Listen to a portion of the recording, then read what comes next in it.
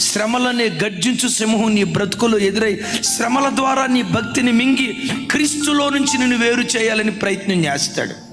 వాడు మింగాలని ప్రయత్నం చేసేటప్పుడు ప్రతి క్రైస్తవుడు విశ్వాసమందు స్థిరుడై దానిని ఎదిరించాలి. దేవుడు నా బ్రతుకులో కష్టాన్ని అనుమతిస్తాడేమో కానీ నష్టాన్ని అనుమతించడం.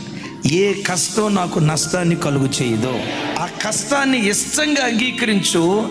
రాగల కాలములో శత్రువు సిగ్గుపడేటట్లుగా వాడి ఎదుట నీ తల దేవుడు పైకెత్తునుగాక. అంటే ఈ శ్రమల మధ్యలో మనం సాతాను చేత తరమబడుతున్నప్పుడు గర్జించే సింహంలాగా వాడు మింగాలని నీ మీదకు వచ్చినప్పుడు కదిలిపోవద్దు అనాలి శత్రువుతో.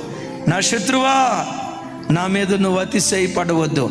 నేను క్రింద పడినా మరలా తిరిగి లెగుస్తా. చీకటిలో ఉన్న యెహోవా నాకు వెలుగుగా ఉంటాడు.